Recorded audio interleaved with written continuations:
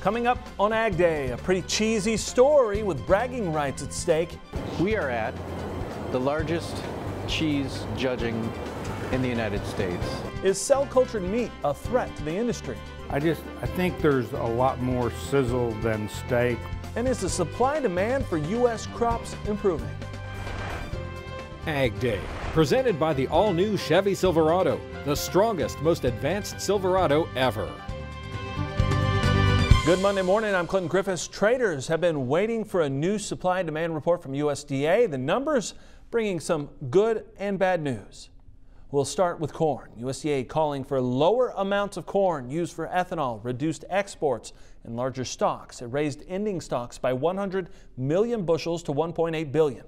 Exports are reduced 75 million bushels to 2.3 billion. That's due to price competition and increased exports from Brazil and Argentina. Now, as for wheat, a little negative here. Global ending stocks are 3 million tons higher to 270.5 million. That's down 3% from last year. Supplies are increased by 5 million bushels because of higher imports. And wheat exports are lowered 35 million bushels to 965 million. Better news for soybeans. Stocks are projected at 900 million bushels. That's down 10 million from last month. Global ending stocks are up slightly to 121.7 million, with production for Brazil also down slightly due to drier weather and lower yields. You know, we continue to see USDA hold with the soybean export number for U.S. soybeans. Part of that is, you know, they're still expecting shipments of soybeans to China, and if we look at the trade data the last couple of weeks, we have seen increases of U.S. soybeans heading to China, stronger than we had during any of the first quarter and a half of the marketing year. It's interesting to note USDA lowered sorghum exports by 15 million bushels to 85 million. That would be the lowest since 2012.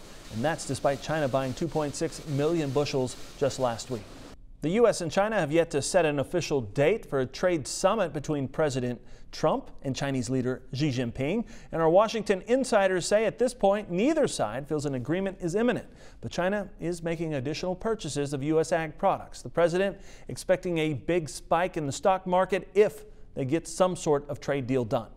On Friday, USDA announcing China had purchased 664,000 metric tons of soybeans for delivery this year.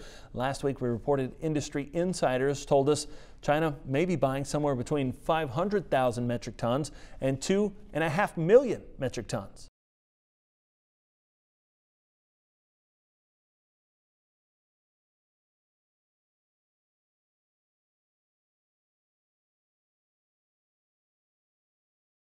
U.S. Ambassador to China Terry Branstad saying negotiators need to further narrow the gap in their positions, including over the enforcement of a potential deal before a summit with China can be organized. The production of cell-cultured meat or alternative proteins will soon receive federal oversight from 3 agencies.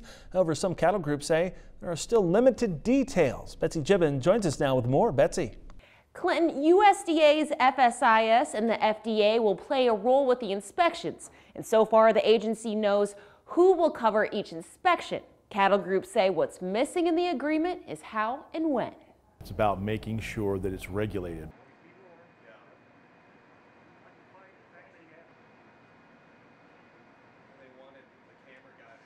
If they want to operate within the meat space like they claim to do, then they need to be regulated just like we are.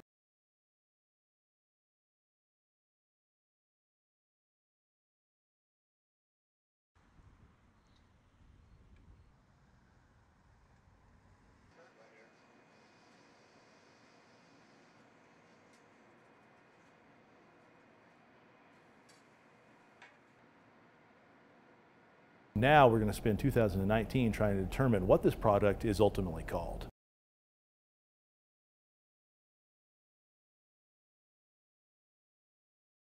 I don't see it being a major factor in the near term. As long as we're seeing all-time record per capita consumption of conventional animal protein, I still think industry is in more solid footing than a lot of the stories and a lot of the fear-mongering.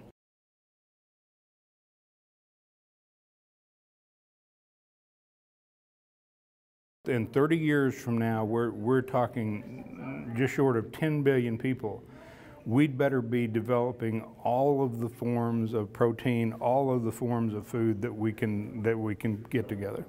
We reached out to Beyond Meat, Memphis Meats, and Just Incorporated for a response to the announcement. Memphis Meats put a quote on Twitter from its CEO, which says, quote, "We will work with both USDA and FDA to bring safe and truthfully labeled products to market." Clinton? This year's mountain snowpack could be one for the record books. The season ends April 1st. USDA meteorologist Brad Rippey says it's due to a tremendously cold and snowy February across the western U.S. All that snow greatly improved the levels in places of concern, such as the northern Cascades. Snowpack levels have also increased in most of the Four Corners region.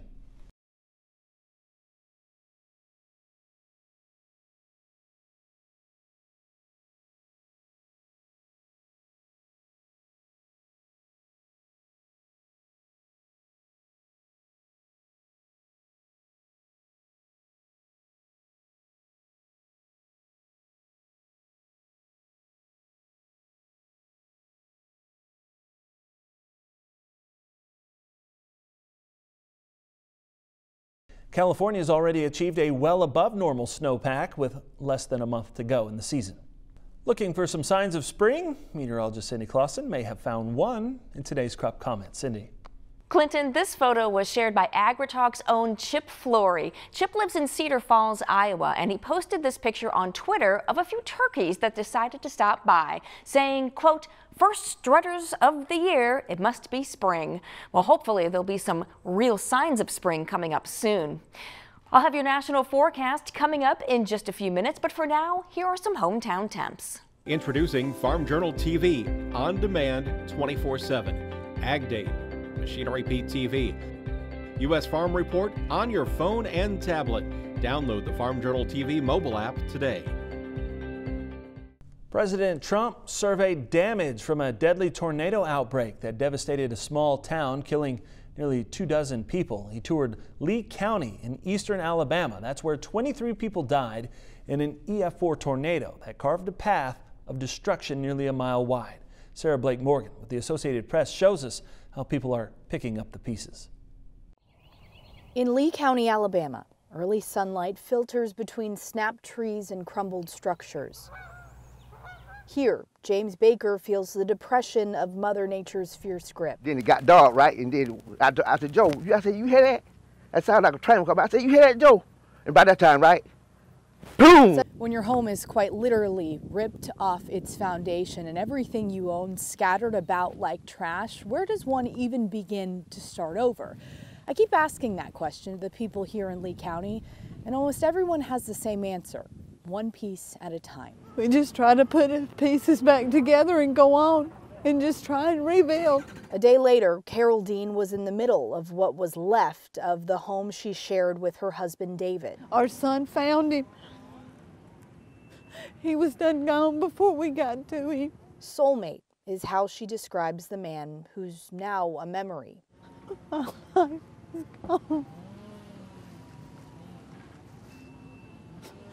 He was the reason I lived, the reason I got up. Sunday's tornado demolished this family's home.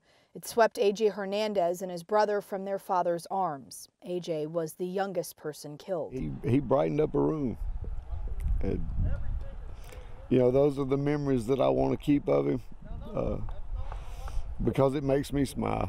You know, you asked me why I was crying, and I think of that smile, and it makes me smile. When they see this, it just shows really what happened. Hope. I'm trying to start over. And faith. I'm blessed to be alive. It ain't no luck. Two things the people of Lee County, Alabama won't let this storm take away.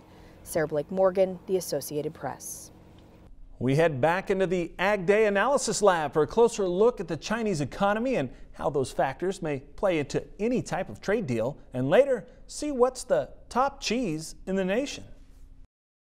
Your next piece of equipment is on MachineryPete.com. Search equipment from dealerships across the country to find what you're looking for. Only on MachineryPete.com.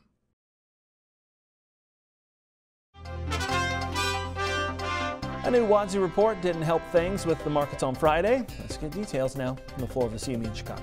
that bearish WASDE report just lets us know that we have news fatigue, and it's really setting in. At one point today, the market didn't flinch at all after the numbers came out that had most of the traders looking at each other to see if perhaps the boards were broken. This is the first time in all my years here that we saw the market absolutely not move from any report. It seems that no one's willing to jump into this market before the weekend, and where is this trade deal and what is it? And I think that everyone is just waiting for that.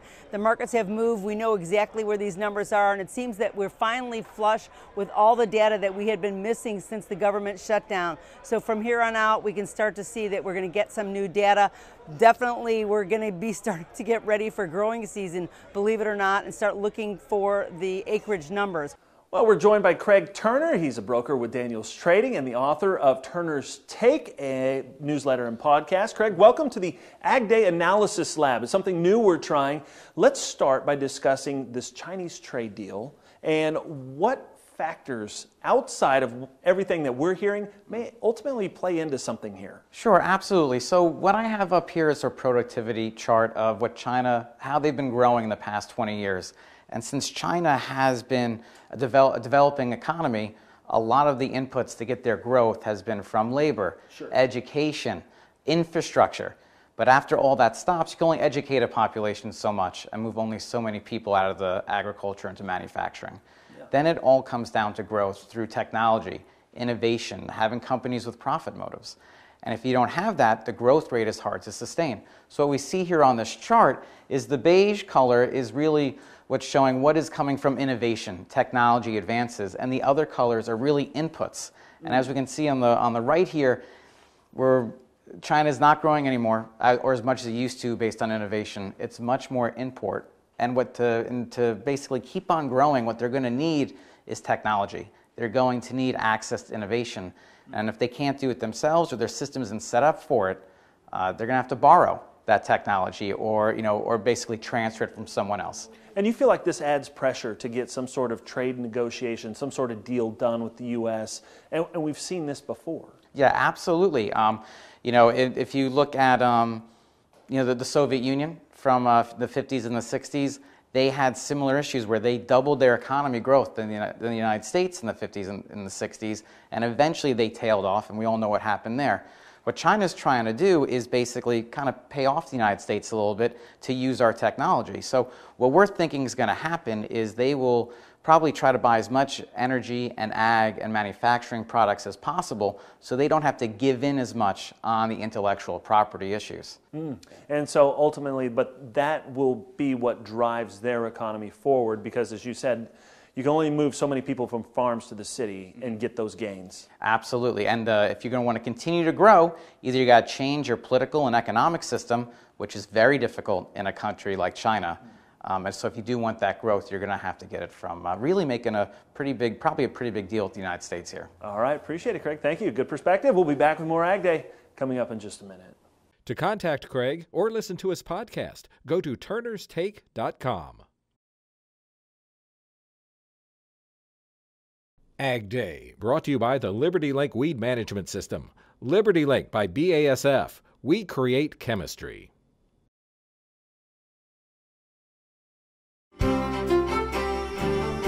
Welcome back to Ag Day. Here, meteorologist Cindy Clausen looking at the drought monitor. And Cindy, as we saw last week with this monitor, really everywhere else improved except for Texas, which has seen a little bit of expansion. Yeah, and we'll have to keep an eye on that area. But as we mentioned, it's just amazing that California is virtually drought-free, and that's been a long time in the making. And as we look at our map showing the rainfall over the last week, you can see some of the areas that had the heaviest rainfall. One is the southeastern part of the country. Now, not quite as heavy as what we were seeing last week, but then out in the west, a lot of rain, especially in California, and some of this is snow in the higher elevations. Not as heavy as what we saw over the last week, but we're still adding to that moisture and really getting rid of that drought. Let's look at our jet stream. We have had an active weather pattern, and that's going to continue as we head into the next week. We have a trough over the the Great Lakes states, and we have a cutoff low in the southwest. Everything progresses to the east, and so does that warm weather in the eastern part of the country. But look at this trough that encompasses much of the western part of the United States. So look for some colder air coming in there as you get into the middle part of the week, while the warmth remains in the eastern part of the country. Everything progresses east. You see more stormy weather later on in the week in the eastern part of the country. We start to warm up a little bit out west by the time we get into the weekend and into the early part of next week. All right, overall temperatures this week are expected to be above normal for about the eastern third of the country, and it looks like it's going to be on the cool side through the plain states and right on through the west. So that's an overall thing. We see some ups and downs, but these are kind of overall average it out type of temperatures. Precipitation wise, looks like it's going to be fairly wet with that active weather pattern. We're going to see several systems moving through, so we'll see some wet weather in much of the eastern part of the country. Looks a little bit on the dry side out west. Looking a little bit further into the future, cool temperatures for Great Lakes all the way down into the northern parts of the southern plains and all the way into the northwest. The warm spot down in the far southeast, especially in Florida. And precipitation-wise, over the next 30 days, bit on the wet side in the southeast and in the southwest. It looks like a little bit on the dry side for much of the plain states. That's a look at your national forecast. Now let's check out the weather where you live. Clarkston, Washington, mostly sunny and warmer today with a high of 44 degrees. New Underwood, South Dakota, plenty of sunshine with a high of 35 degrees. Mostly sunny and cooler in Elkins, West Virginia with a high of 50. Up next, the Minnesota Man, Machinery Pete, is here. Well, March is always the busiest auction time of year, folks, and stick around. I'm going to tell you about a tractor that caught my eye last week. Spray for as low as $3 an acre with a new Apache sprayer. Talk to your local Apache dealer or run the numbers at apachesprayers.com/return.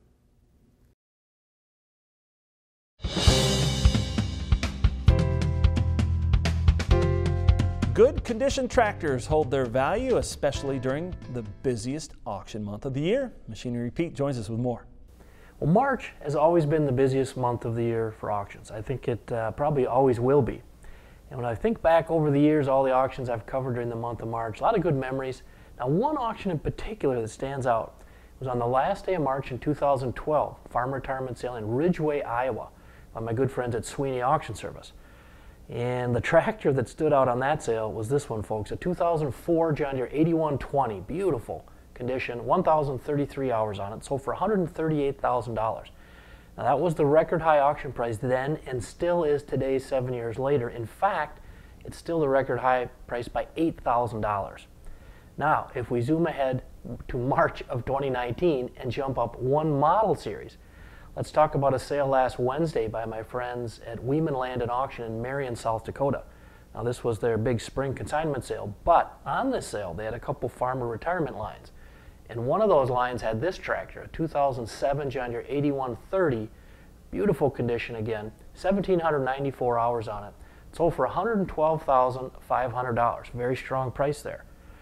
Now, if we look at these 8130 values, here's a look at the average auction price the last 3 years.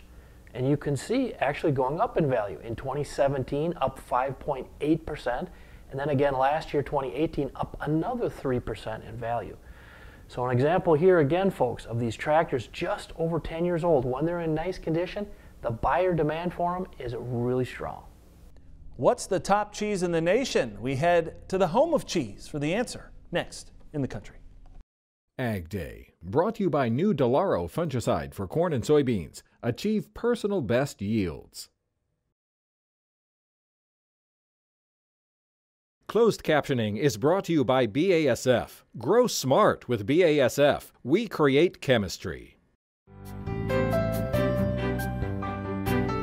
A cheese from Ohio has captured the top spot at the U.S. Cheese Championship contest. The contest taking place in Green Bay, the Baby Swiss, made by Googiesburg Cheese in Millersburg, Ohio, just barely beat out a Gouda made by Marika Pinterman in Thorpe, Wisconsin.